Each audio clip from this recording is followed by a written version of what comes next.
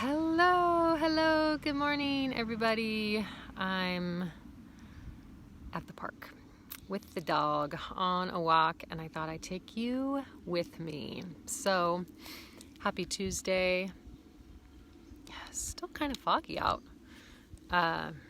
It's not warm, it's not cold, it's just perfect. How's it going? June 22nd. Man, oh. Let's see what's going on with me. Well,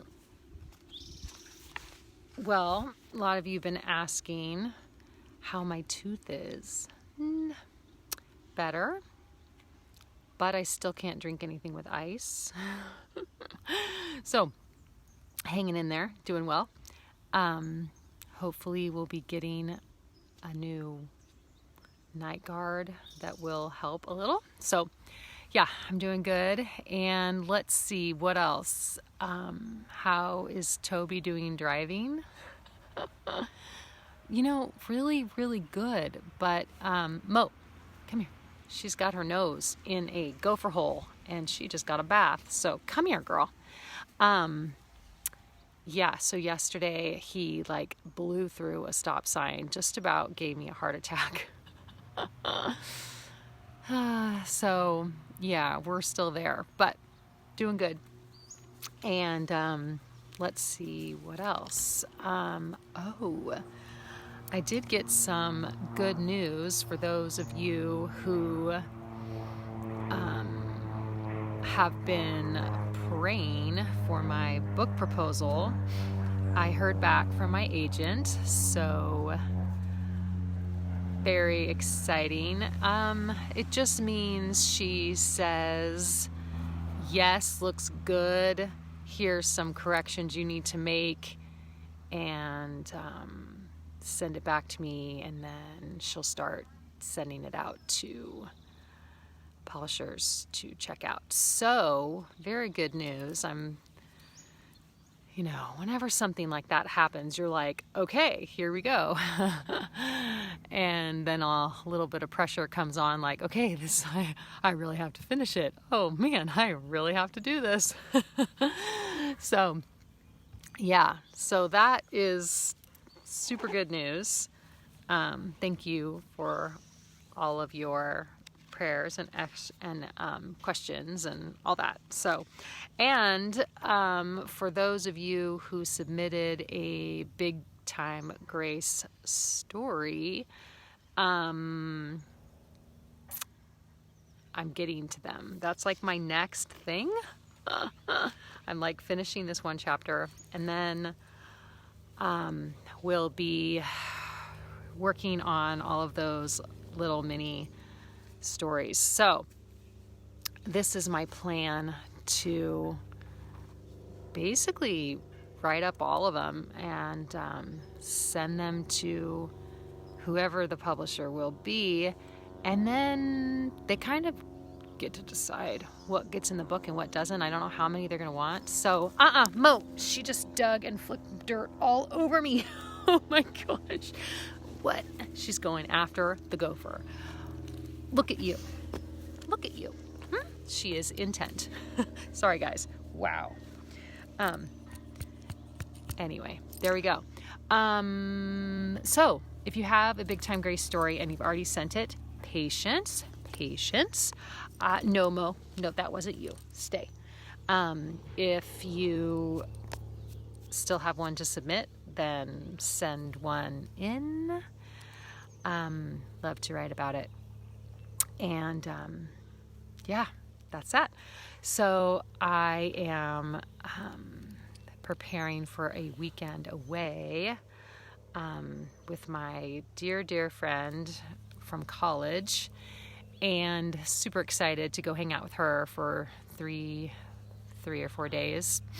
And it is like a breath of fresh air. Have you ever had that? Do you have that? Casper, get over here. Anyway, and that kind of puts me to our next thing, which is kind of related to our chapter today, which is all muddy as we speak because there's dirt all over the book. Yeah. What do you do to get away? What do you do to recharge? And in the Bible, it talks about Sabbath as a practice or a ritual that you do over and over and over again. And the last couple months, my husband and I have been trying to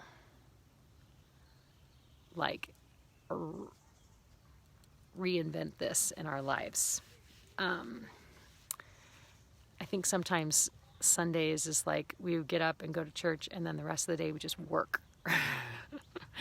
Just do yard work and projects and catch up on everything, and we're trying to not do that on Sundays and just hang out together, hang out as a family, see people, go to someone's house, meet somebody for lunch, go on a hike, and just detach from all the pressures of the world.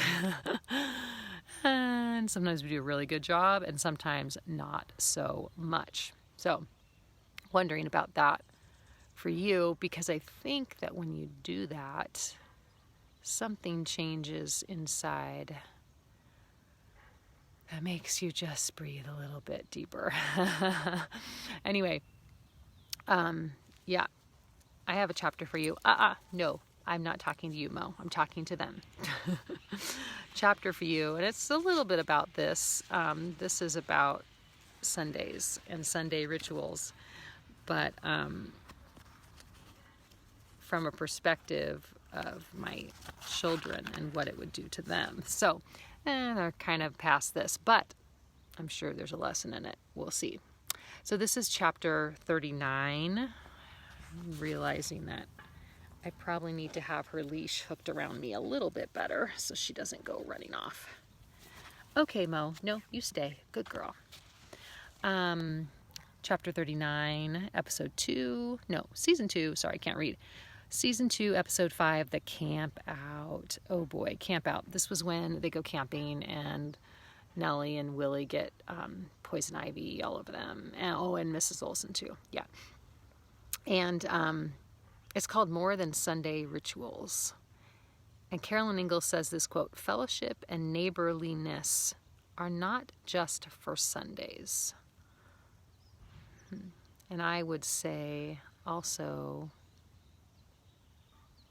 rest, pausing, Sabbath is not just for Sundays. You got to decide when that is for you. So, but here we go. For many believers, Sundays transforms our daily activities. Some of us put on our Sunday clothes and Sunday smiles and head to church. Setting our busy schedules aside, we take time to talk to people in the lobby and greet other churchgoers after the opening song. We sing and pray and read from the Bible. Later, we sit out on our decks and laugh with our neighbors or go out for Sunday brunch together. Carolyn Ingalls noticed the tendency of her children to act differently on Sundays. She gently reminded Laura and Mary that kindness is for every day of the week. My children don't always get along. Like many siblings, they irritate each other easily. But for some reason, Sundays are a whole different story. I don't know what happens at church to alter their thinking. Almost every weekend after service, they disappear into one of their rooms and have the best time together, more than on any other day. Quick side note, I'm not quite sure if this is still happening.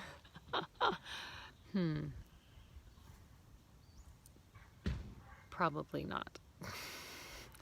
Especially because my son's not really going to church with us anymore. But that's a whole nother story.